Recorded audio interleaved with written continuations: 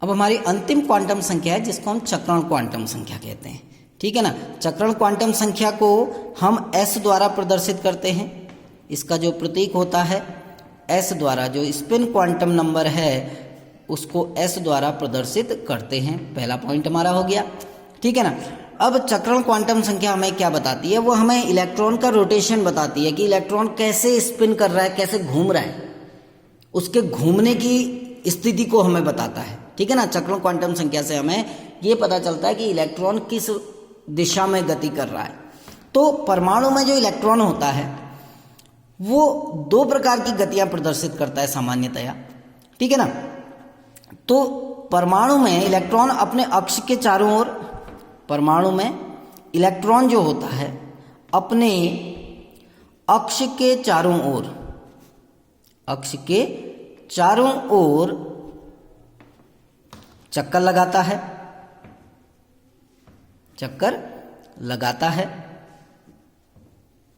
ठीक है ना। इस गति को चक्रण गति कहा जाता है। इस गति को चक्रण गति कहते हैं। एक तो हमें पता है ना कि इलेक्ट्रॉन जो होता है वो अपने कक्षों में, जो उसके ऑर्बिट है उसमें वृत्ताकार मार्ग में गति करता है। बोहर थ्योरी में हमने पढ़ा था कि माना ये नाभिक है, ये कक्ष है, तो इलेक्ट्रॉन अपने ऑर्बिट में गति करता रहता है, वृत्ताकार मार्ग में गति करता है। एक गति होती है कि अपना जो परमाणु है उसके अक्ष के अनुदिश, यानी जो अक्ष है उस अक्ष के चारों ओर भी गति करता है। तो दो प्रकार की गतियां हो गई, एक वृत्ताकार मार्ग में होने वाली गति, दूसरा अपने अक्ष के चारों ओर भी, जैसे लट्टू घूमता है ना इस तरीके से अगर हम देखें तो वो भी, ये जो इलेक्ट्रॉन होता है वो अपने अक्ष के चारों ओर गति करता है, जिसको हम चक्रण गति कहते हैं।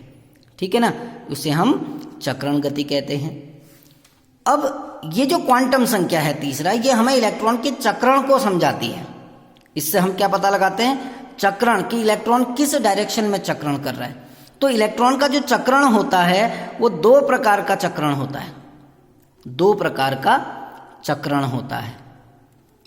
अब इलेक्ट्रॉन घूम रहा है ना, ये घूम रहा है, क्लॉकवाइज भी घूम सकता है, एंटी क्लॉकवाइज भी घूम सकता है, यानी जिस डायरेक्शन में घड़ी जा रही है ऐसे भी घूम सकता है क्लॉकवाइज, और एंटी क्लॉकवाइज भी घूम सकता है विपरीत दिशा में।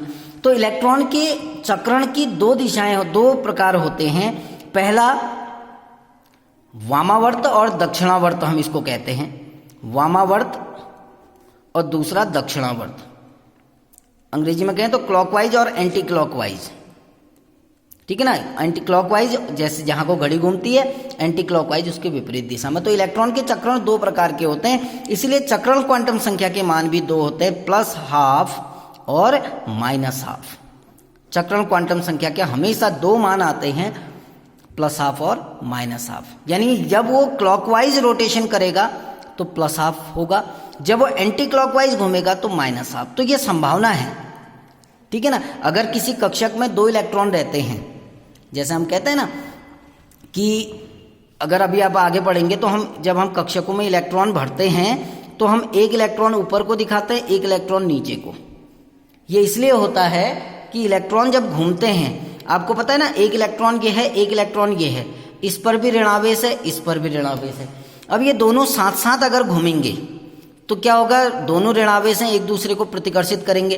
इसीलिए इस प्रतिकर्षण को कम करने के लिए इलेक्ट्रॉन हमेशा एक दूसरे के विपरीत दिशाओं में घूमते हैं। यदि एक इलेक्ट्रॉन क्लॉकवाइज घूम रहा है तो एक एंटी क्लॉकवाइज, ताकि ये एक दूसरे से दूर दूर रहें। क्योंकि अगर साथ साथ जाएंगे, एक ही दिशा में गति करेंगे तो ये इलेक्ट्रॉन हमेशा साथ साथ रहेंगे, जिसके कारण इनमें प्रतिकर्षण अधिक होगा। ठीक है ना। तो हम कहते हैं कि किसी कक्षक में अधिकतम दो इलेक्ट्रॉन रह सकते हैं और उन दोनों के क्वांटम संख्याओं के मान +12 और -12, यानी एक इलेक्ट्रॉन का जो मान होगा वो +12 होगा और दूसरे का -12 होगा। ठीक है ना। जैसे हम कक्षक बनाते हैं ना, अभी जैसे आपने SP कक्षक देखे तो हमने कहा उसमें 3 भागों में टूटता है। तो पहले में 2 इलेक्ट्रॉन, दूसरे में 2 इलेक्ट्रॉन, तीसरे में 3 इलेक्ट्रॉन। तो एक कक्षक में हमेशा 2 से ज़्यादा इलेक्ट्रॉन नहीं रह सकते हैं, और ये 2 इलेक्ट्रॉन भी ऐसे ही रहेंगे। इसको हम ऐसे नहीं लिख सकते हैं, एक और एक ऐसे नहीं लिखेंगे।